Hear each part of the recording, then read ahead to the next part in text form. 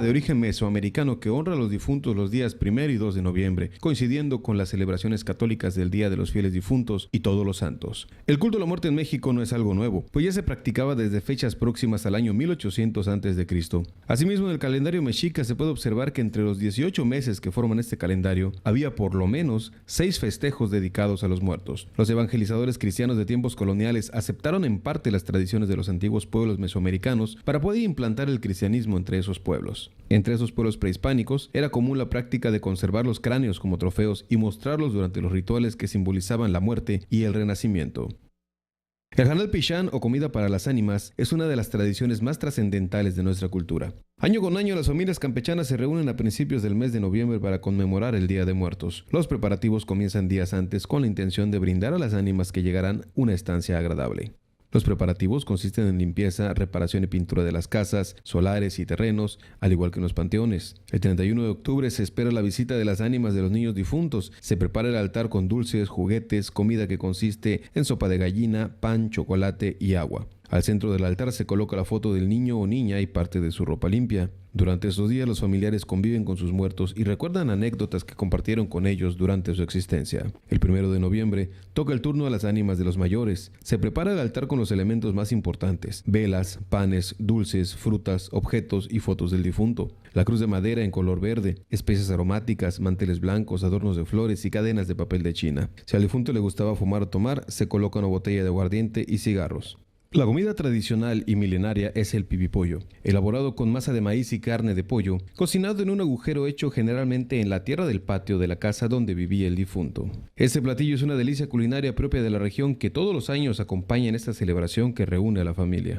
La ofrenda se acompaña con rezos y cantos, invitando a las ánimas a degustar de los platillos preparados para recibirlos, por lo que nadie puede tocar ni probar los alimentos hasta que sean ofrecidos a los difuntos. Según las creencias mayas, los muertos tenían una etapa de transición antes de emprender el viaje al más allá y se alimentaban nada más en esta época, ya sea para esperar otro año o para tener fuerzas para emprender el largo viaje.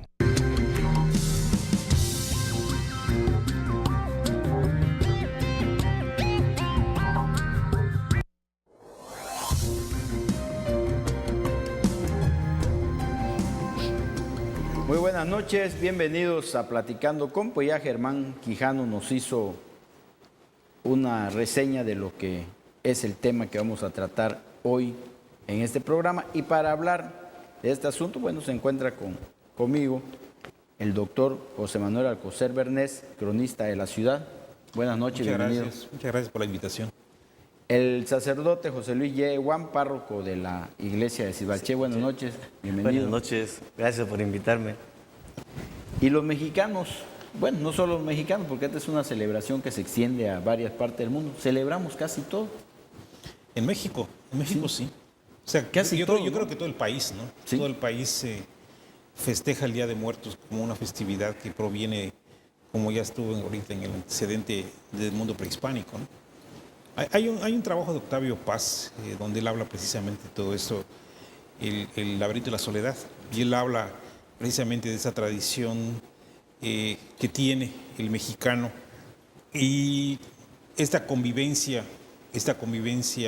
diaria, vamos a decir así, en la cual el mexicano festeja la muerte, no solamente estos días, se la festeja en canciones, en poesías, en una serie de elementos, que es inconcebible, por ejemplo, en la mentalidad del anglosajón.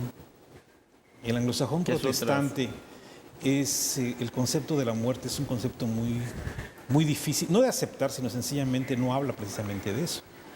En los años 40, Bretón, que era uno de los intelectuales de ese momento, que viene a México, se impacta con este concepto de la muerte, las calaveritas de dulce. Y después hace una exposición en París.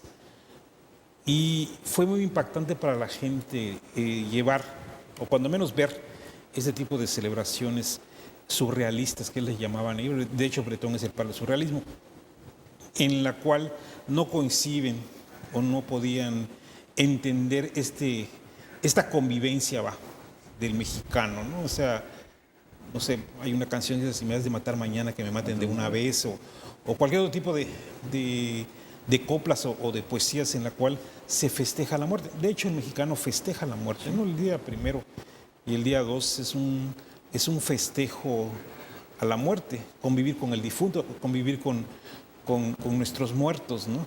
Entonces, sí, y en cualquier parte de que tú vayas de la República se festeja en forma diferente. Claro. Se festeja en Michoacán, por ejemplo, se festeja en Mixqui, se festeja aquí en mismo Chiapas. Lo vemos en Campeche, ¿no? Sí, exacto, ¿no? O sea, Pomuche es un ejemplo de ellos, ¿no? Claro.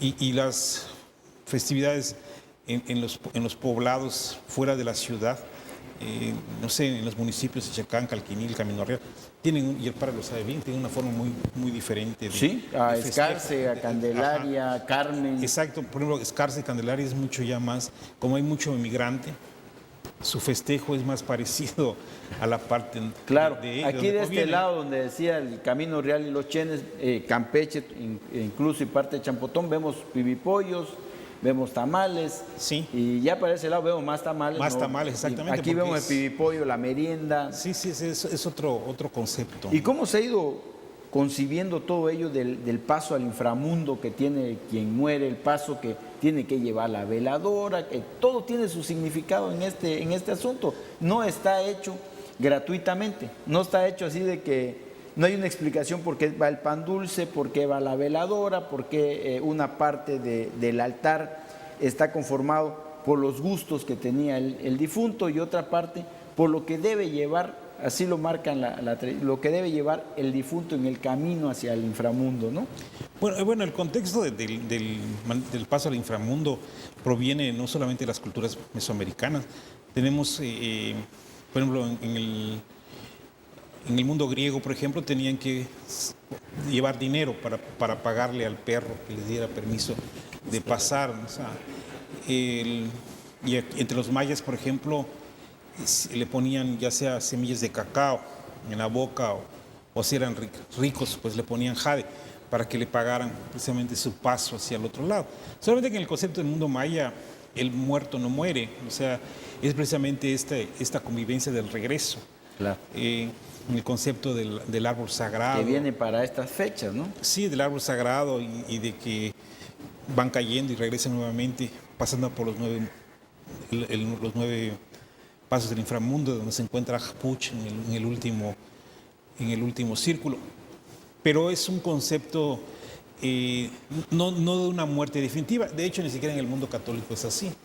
O sea, uno muere físicamente, o sea, nuestro cuerpo, pero existe el alma, ¿no? Que es la que sobrevive a todo esto. Entonces, que es muy diferente al concepto, digo, insisto, protestante o el concepto de otras, no sé, de otros mundos, en la cual pero el concepto del alma es un concepto generalizado. Pero llama mucho la atención, llama mucho la atención sobre todo a extranjeros, esto de que en estas fechas, cuando regresa el difunto a convivir con la familia, por ejemplo, tiene que estar bien limpio el patio, tiene que estar bien limpia la casa, tiene que estar bien limpia la ropa, todos esos pues asuntos que se tienen que ver y que desafortunadamente ahorita se van perdiendo. Ya no lo vemos mucho en las ciudades, se ve todavía en las comunidades rurales, pero en las ciudades como que se va perdiendo. Para un extranjero es inconcebible ir a limpiar huesos. Sí, como ocurre en Pomuy.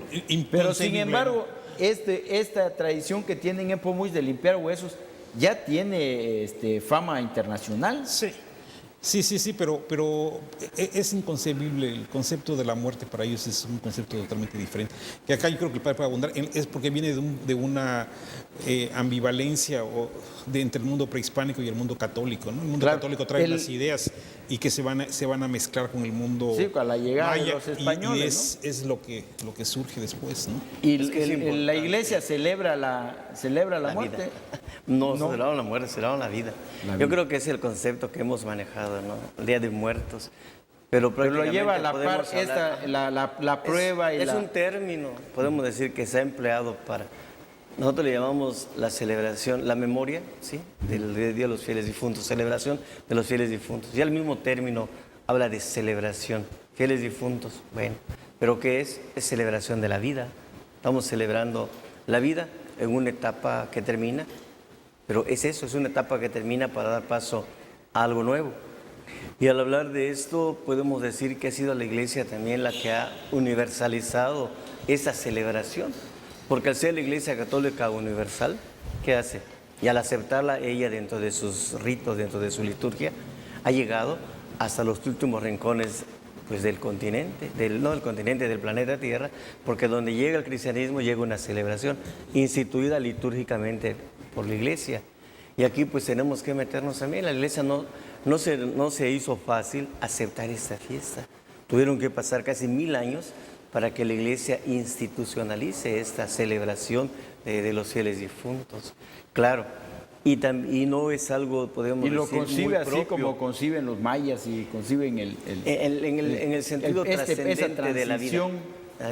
Yo más bien me atrevo a hablar dentro de la Iglesia del sentido trascendente de la vida. Porque yo creo que el origen de todas estas fiestas es eso, el sentido trascendente de la vida, que le tenemos que llamar muerte, porque es algo tan evidente que nacemos, crecemos, morimos, pero que al morir se acaba una etapa y se inicia otra. Porque si hablamos de las grandes culturas desde antaño, y la misma Biblia desde el Antiguo Testamento hablaba, podemos decir en el caso de cuando Noé, el diluvio, ¿no? Se murieron los malos, llegó la muerte, pero la vida, ¿sí? Podemos ver el libro de los Macabeos, nos habla, hay que hacer oración por los que cayeron en batalla. Es como que se habla de algo trascendente, ya no algo que se quedó. Ya se empieza a vislumbrar lo que es. En el Antiguo Testamento se habla del Sheol, del lugar de los muertos, donde las almas de los justos están.